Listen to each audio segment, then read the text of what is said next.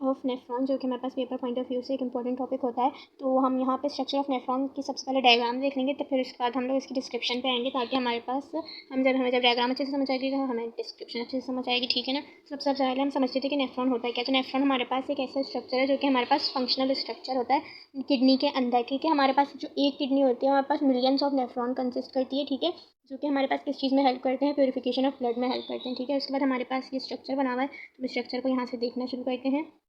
सबसे पहले हमारे पास बना हुआ है कि एक सी शेप स्ट्रक्चर यहाँ पे बना हुआ है, जिसको हम कहते हैं बर्मन्स कैप्सूल, ठीक है। उसके अंदर क्या होता है, हमारे पास जो बर्मन्स कैप्सूल होता है इसके अंदर हमारे पास बहुत सारे जो होते हैं ना एक बॉल लाइक स्ट्रक्चर होता है, जिसके अंदर बहुत सारी कैपिलरीज प्रेजेंट होती हैं, ठीक है, जिसको हम कहते हैं ग्लोमेरुलस, ठीक है। उसके बाद हमारे पास इनको क्या कहते हैं, बर्मन्स कैप्सूल और ग्लोमेरुलस को मिलाकर हम कहते हैं मेल्फिजियन बॉडी। अगर हमारे पास ये दोनों स्ट्रक्चर साथ होंगे तो हम इन दोनों स्ट्रक्चर को बोलेंगे मेल्फिजियन बॉडी। अगर सिर्फ बर्मन्स कैप्सूल होगा तो सिर्फ बर्मन्स कैप्सूल बोलेंगे, लेकिन हमारे पास उसमें कैपिलरीज ज़रूर मौजूद होती हैं, जो कि हमारे पास किसमें हेल्प करती हैं, प्योरीफिकेशन ऑफ ब्लड में हेल्प कर रही होती हैं। अब हमारे पास क्या होता है, सबसे पहले ब्लड हमारे पास एफरेंट आर्ट्रियोल से एंटर होकर इसमें जाता है, सबसे पहले जाता है ग्लोमेरुलस में। अब हमारे पास ग्लोमेरुलस का काम क्या होता है, जब ब्लड हमारे पास जब आएगा तो उसमें बहुत ज़्यादा टॉक्सिन्स होंगे, अब वो क्या करेगा, टॉक्सिन्स को रिमूव करवाएगा, ठीक है। अब हमारे पास क्या होंगे, जो छोटे पार्टिकल होंगे वो तो हमारे पास रिमूव होते रहेंगे ग्लोमेरुलस में से, और जितनी इसकी कैपेसिटी होगी, ठीक है ना। और जो हमारे पास जो थोड़े बड़े पार्टिकल्स होंगे वो हमारे पास इफरेंट आर्ट्रियोल के जरिए आगे के स्ट्रक्चर में नेफ्रॉन में मूव कर देंगे, ठीक है। उसके बाद हमारे पास इफरेंट आर्ट्रियोल क्या होता है, इफरेंट आर्ट्रियोल हमारे पास वो स्ट्रक्चर होता है जो कि हमारे पास ग्लोमेरुलस में से निकलता है, ठीक है ना, और इसमें से निकल के क्या करता है कि हमारे पास फर्दर ब्लड की जो होती है डिस्ट्रीब्यूशन पूरे नेफ्रॉन में कर रहा होता है। उसके बाद हमारे पास यहाँ पे हमारे पास कॉइल्ड स्ट्रक्चर आता है। कॉइल्ड स्ट्रक्चर का क्या मतलब होता है, ट्यूब लाइक स्ट्रक्चर होता है हमारे पास कॉइल हुआ, ठीक है, जिसको हम कहते हैं प्रॉक्सिमल कन्वोल्यूटेड ट्यूब्यूल, जो कि हमारे पास वोमेंस कैप्सूल से बहुत नियर होता है, ठीक है ना। उसके बाद हमारे पास आता है कि ये जो हमारे पास प्रॉक्सिमल कन्वोल्यूटेड ट्यूब्यूल जब नीचे जाएगा ना तो ये यू शेप स्ट्रक्चर बना लेगा, जिसको हम नाम देते हैं लूप ऑफ हेनेल। अब जब ये नीचे जाता है प्रॉक्सिमल कन्वोल्यूटेड ट्यूब्यूल से जब नीचे जा रहा होगा तो ये हमारे पास क्या बनाएगा, डिसेंडिंग लिम्ब बनाएगा, ठीक है। उसके बाद हमारे पास ये दोबारा से मूव करवाएगा ऊपर की तरफ, यू शेप स्ट्रक्चर बनाता हुआ ऊपर की तरफ दोबारा जाएगा, दोबारा कॉइल होता हुआ जाएगा और डिस्टिल कन्वोल्यूटेड ट्यूब्यूल बना लेगा, जो कि हमारे पास बर्मन्स कैप्सूल से अवे होती है, ठीक है ना।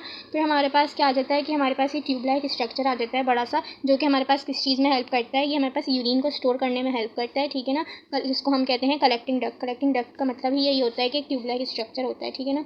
इसके बाद हमारे पास जब ये मूव करवाता हुआ ऊपर जा रहा होगा तो यहाँ से ये असेंडिंग लिम्ब बना देगा, और इन दोनों लिम्ब्स को हम कहते हैं लूप ऑफ द नेफ्रॉन, ठीक है ना। उसके बाद हमारे पास यहाँ पे कुछ कैपिलरीज नज़र आ रही हैं आपको, जो कि हमारे पास पूरे में फैली हुई हैं। तो हमारे पास क्या होता है, ये जो कैपिलरीज हैं जो हमारे पास ऊपर वाले स्ट्रक्चर पे प्रेजेंट होती हैं कन्वोल्यूटेड ट्यूब्यूल्स के ऊपर, उनको हम कहते हैं पेरिट्यूब्यूलर कैपिलरीज, ठीक है। उसके बाद जो नीचे की तरफ जो हमारे पास प्रेजेंट हुई हैं ना लूप ऑफ हेनेल के ऊपर जो कैपिलरीज हैं, उनको हम लोग कहते हैं वासा रेक्टा, ठीक है। उसके बाद हमारे पास क्या आता है कि हमारे पास ये जो ये हमारे पास रेनल वेन और रेनल आर्टरी जो है इसको हम डिस्कस करते हैं। अच्छा जी, और एक बात ये है कि ये जितनी भी हमारे पास ये कैपिलरीज है ना ये एक साथ जमा होती हैं, और ये हमारे पास यहाँ पे ना एक साथ इस वाले स्ट्रक्चर की तरफ आती हैं, और इस यहाँ पे हमारे पास ये वेन्यूल बनाती हैं, ठीक है ना। इस स्ट्रक्चर को वेन्यूल कहते हैं। उसके बाद हमारे पास क्या होता है कि ये वेन्यूल से बनते बनते हमारे पास रेनल वेन और रेनल आर्टरी आ रही होती है। अब हमारे पास रेनल आर्टरी का क्या फंक्शन होता है, हमारे पास रेनल आर्टरी का ये फंक्शन होता है कि हमारे पास ऑक्सीजनेटेड ब्लड जो होता है हमारे पास किडनी को प्रोवाइड कर रही होती है रेनल आर्टरी, ठीक है ना, और हमारे पास मेंटेन करती है ये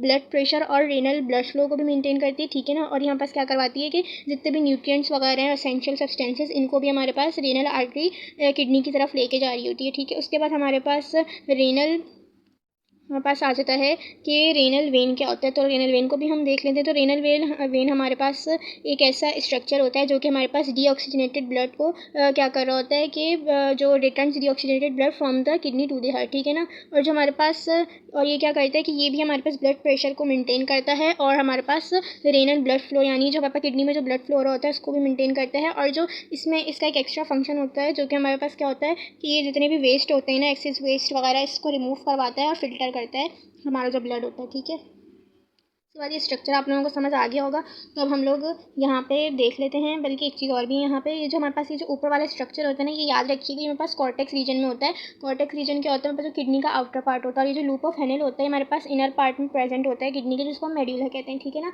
ये नीचे लूप ऑफ हेनेल जो हमारे पास है ये हमारे पास किडनी के मेड्यूला में होगा, ठीक है ना। उसके बाद हमारे पास डिस्क्रिप्शन को देख लेते हैं हम यहाँ पे। तो हमारे पास यहाँ पे जैसे मैंने आप लोग को बताया था कि जो हमारे पास किडनी होती है इसमें मिलियंस ऑफ फंक्शनल यूनिट्स होते हैं जिनको हम नेफ्रॉन कहते हैं, ठीक है ना। ईच किडनी में 1 मिलियन के करीब नेफ्रॉन होते हैं, नेफ्रॉन होते हैं किडनी में, ठीक है ना, जो कि हमारे पास फिल्ट्रेशन ऑफ ब्लड में हेल्प करते हैं, ठीक है ना। हमारे पास 2 टाइप्स ऑफ नेफ्रॉन होते हैं, एक हमारे पास जक्स्टामेडुलरी नेफ्रॉन होता है और एक हमारे पास कॉर्टिकल नेफ्रॉन होता है। अभी जक्स्टामेडुलरी कॉर्टिकल क्या होता है, जो हमारे पास जक्स्टामेडुलरी नेफ्रॉन होता है वो हमारे पास एक डीप स्ट्रक्चर होता है बहुत, जो हमारे पास होता है ना, इसका जो जक्स्टामेडुलर नेफ्रॉन है उसके पास लॉन्गर लूप ऑफ हैंडल होता है, मतलब कि हमारे पास ये इनसाइड द मेड्यूला बहुत डीप होता है और ये क्या करता है कि पानी की एब्जॉर्प्शन में बहुत हेल्प करता है और इससे हमारे पास क्या होता है ज़्यादा से ज़्यादा पानी एब्जॉर्ब होता है। ये हमारे पास उन एनिमल्स में होता है जिनको पानी की रिक्वायरमेंट बहुत होती है।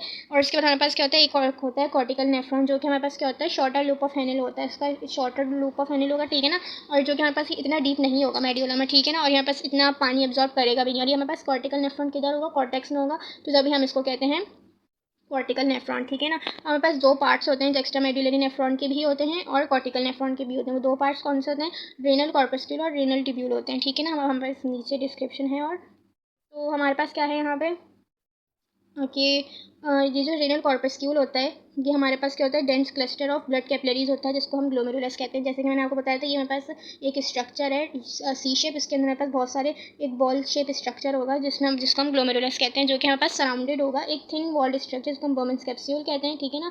तो हमारे पास इस तरह का ये स्ट्रक्चर होगा, इसमें हमारे पास ये बहुत सारे ये कैपिलरीज होंगी, जो कि हमारे पास ये बोमेंस capsule is a thin structure, ठीक है ना। इसके बाद हम इन ग्लोमेरुलस और इसको मेल्फिजन के पूरे पार्ट को जब हम मिलाते हैं तो उसको हम कहते हैं ग्लोमेरुलस, और बमेंस को जब हम मिलाते हैं तो हम इसको कहते हैं मेल्फिजन बॉडी, ठीक है ना। कलेक्टिवली हमारे पास ये कहलाता है। इसके बाद हमारे पास क्या होता है, ग्लोमेरुलस हमारे पास बॉल लाइक स्ट्रक्चर होता है जो कि हमारे पास कहाँ से आ रहा होता है, एफरेंट आर्ट्रियोल से आ रहा होता है, ठीक है ना। ये हमारे पास एफरेंट आर्ट्रियोल बनी हुई है यहाँ पे। उसके बाद क्या होता है कि हमारे पास ये जो अब जब हमारे पास ब्लड होगा उसमें हमारे पास जो ग्लोमेरुलस है उसमें जो ब्लड जब आएगा तो उसमें ग्लोमेरुलस में क्या होता है, हाई वॉल्यूम और हाई ब्लड प्रेशर होता है, ठीक है ना। तो हमारे पास क्या होता है, इसमें जो होती है यहाँ पे अल्ट्रा फिल्ट्रेशन हो रही होती है, इस रीजन में हमारे पास जो टॉक्सिन्स है वो रिमूव हो रहे होते हैं। हमारे पास जो ग्लोमेरुलस कैपिलरीज होती हैं इसके हमारे पास छोटे छोटे जो होते हैं ना पोर्स होते हैं, जो कि हमारे 70 नैनोमीटर इन डायमीटर होते हैं, जो कि हमारे पास लार्ज मॉलिक्यूल्स को तो प्रिवेंट नहीं करवाता निकलवाने में, लेकिन जो स्मॉल टॉक्सिन्स वगैरह होंगे इन सबको निकलवाने में बहुत ज़्यादा हेल्पफुल होता है, ठीक है ना। उसके बाद यहाँ पे फर्दर डिस्क्रिप्शन है, इसको भी हम देख लेते हैं। हमारे पास क्या होता है, अब वो जो स्पोर्स है ना उनको हम क्या कहते हैं, और एक जो उसमें उन पोर्स में पास एक स्पेशलाइज सेल्स होते हैं जिनको हम पोडोसाइट सेल्स कहते हैं, ठीक है ना, जो कि हमारे पास किसके, ये हमारे पास ब्लड कैपिलरीज के रैप हुए होते हैं, ठीक है ना। उसके बाद क्या होता है, हमारे पास सेल्स बहुत छोटे छोटे होते हैं, ठीक है ना। उसमें हमारे पास क्या होता है, एक्टिव रोल इंपॉर्टेंट रोल जो होता है हमारे पास वो प्ले कर रहे होते हैं, और क्या करते हैं कि जो जितने भी छोटे पार्टिकल उनको निकलवा देते हैं, प्लाज्मा प्रोटीन वगैरह जो होते हैं उनको वो रिमेन अनफिल्टर्ड रह जाते हैं क्योंकि वो बहुत ज़्यादा बड़े होते हैं, और जो हमारे पास पोर्स हैं बहुत ज़्यादा छोटे होंगे। और पोडोसाइट सेल एक बहुत इंपॉर्टेंट हमारे पास स्पेशलाइज सेल होते हैं, ठीक है ना, जो बहुत इंपॉर्टेंट रोल प्ले करते हैं। उसके बाद हमारे पास लिखा हुआ है जो ग्लोमेरुलस कैपिलरीज हैं वो हमारे पास फ्यूज़ हो जाएंगी और फॉर्म करती हैं इफरेंट आर्ट्रियोल, ठीक है ना। हमारे पास यहाँ पे जब एक वो बॉल लाइक स्ट्रक्चर ग्लोमेरुलस था उसके बाद यहाँ पे से हमारे पास एक वो निकल रही थी जिस आर्ट्रियोल जिसको हम कहते हैं इफरेंट आर्ट्रियोल, ठीक है ना, जो कि हमारे पास क्या करवाती है कि उससे हमारे पास ग्लोमेरुलस से बाहर निकल जाती है इफरेंट आर्ट्रियोल, हमारे पास मेल्फिजन बॉडी जो हमारे पास जो होगी उससे बाहर निकल जाएगी, ठीक है ना। तो बस आज के लिए इतना ही, नेक्स्ट टॉपिक में हम लोग आगे डिस्कस कर लेंगे क्योंकि वीडियो बड़ी हो रही है, ठीक है। अल्लाह हाफिज़। मिट्ठू क्या